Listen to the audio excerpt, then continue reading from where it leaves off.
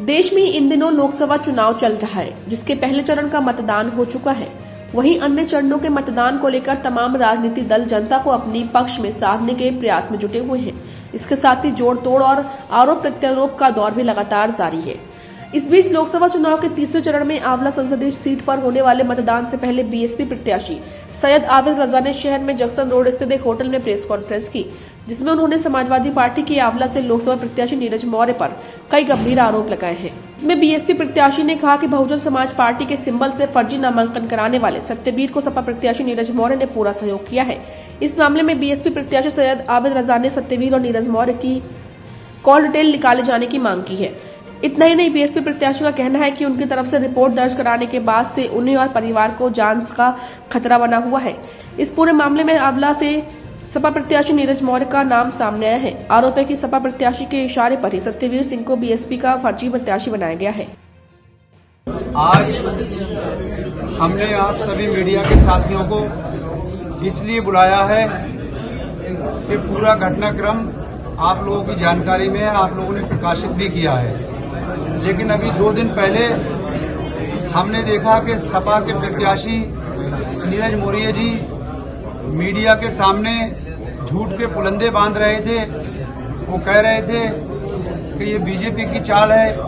हम उनसे पूछना चाहते हैं कि फर्जी सिंबल तुमने बनवाया, सतवीर तुम्हारे वहां का रहने वाला, तुम्हारी फेसबुक आईडी पे लिख रहे हो आप कि मेरे करीबी सहयोगी सतवीर सिंह चौहान, इसमें बीजेपी क्या कर लेगी भाई? सिंबल आप बनवा रहे हो, जमा आप करा रहे हो, मेरा पर्चा आप खारिज करा रहे हो। तो पूरी साजिश सिर्फ और सिर्फ इस पूरे प्रकरण में नीरज मौर्य जी की है, जिसके हमारे पास पर्याप्त सबूत हैं। उनके ड्राइवर की वीडियो जो आप सभी साथियों ने दिखाया, और ये फेसबुक का पेज जो हम पहले ही दिखा चुके हैं। और इसमें आपको एक अचानक एक घटनाक्रम और हुआ है। जब हमने अपने मीडिया के साथियों को फेसबुक से स्क्रीनशॉट लेकर बांटे, तो नीरज मौर्य जी सपा प्रत्याशी इतने घबरा गए कि उन्होंने आनंद फानंद में अपनी फेसबुक आईडी से सतवीर जी की सारी पोस्टें डिलीट कर दी। तो जब आप चोर नहीं हो, जब आप उसमें शामिल नहीं हो, तो फिर आप पुरानी पोस्टें डिलीट क्यों कर रहे हैं?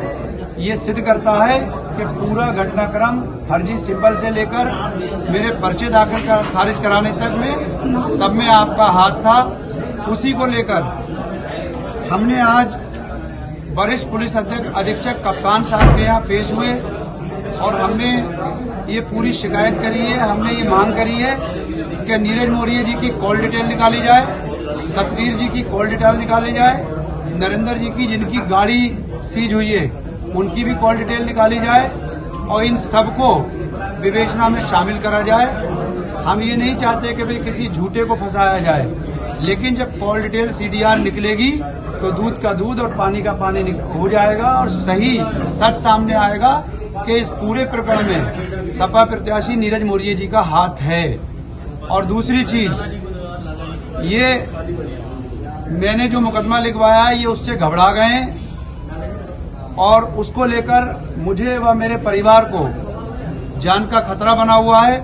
मैंने ये भी इसमें लिखा है कि नीरज मौर्य जी कभी भी मेरी हत्या करा सकते हैं। तो मैं निर्वाचन आयोग, शासन प्रशासन से मांग करता हूं आप लोगों के माध्यम से भी कि मेरी व मेरे परिवार की जान माल की हिफाजत करना ये शासन प्रशासन निर्वाचन आयोग का दायित्व बनता है। दूसरी चीज, मेरे एक बयान से भाजपा प्रत्याशी धर्मेंद्र कश्यप भी काफी नाराज हैं। तो ये भी हो सकता है कि नीरज मौर्य की आड़ में भाजपा प्रत्याशी भी मेरी हत्या करा सकते हैं। तो मैंने उनका भी नाम लिया है कि इन दोनों लोगों पर नजर रखी जाए और मेरी व मेरे परिवार की सुरक्षा बढ़ाई जाए।